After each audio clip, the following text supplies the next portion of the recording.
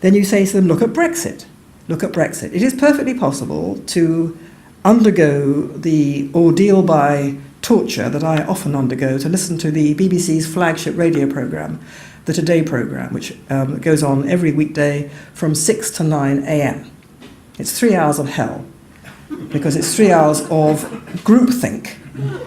And it's perfectly possible to listen, as I have done on more than one occasion, from 6 till 9, because I'm a real glutton for punishment, and to hear, if Brexit is, the story of the day, because there's been some development, so you can hear 4, 5, 6 items in that period from 6 to 9 a.m. on Brexit. And it's perfectly possible, as I have done, to listen from 6 to 9 to all those items on Brexit, all those discussions, all those items, and not hear one single voice that supports Brexit. Not one. No attempt at balance whatsoever. Because to oppose Brexit is balance. And this is the terrible point about the BBC.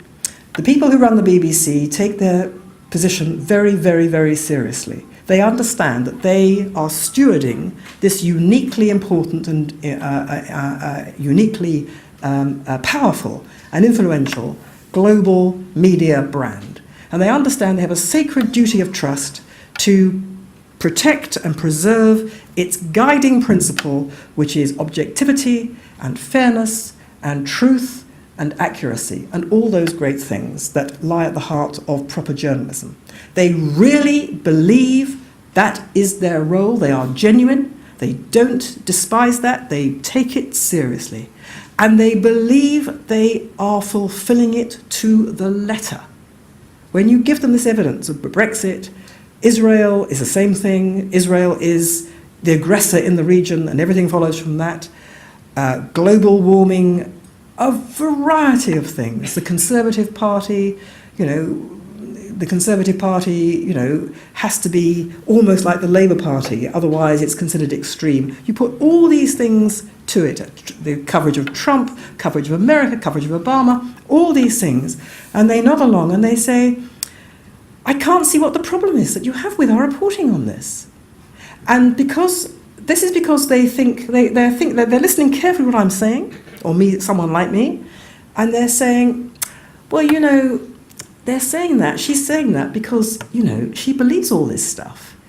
She believes there is actually an argument to be said against global warming, man-made global warming. She believes there's actually an argument to be said for Israel being the historic victim in the region. She believes there's an argument for saying that President Trump is not clinically insane. She is an extremist. She's off the planet. She's off the graph. So it's not surprising she's complaining.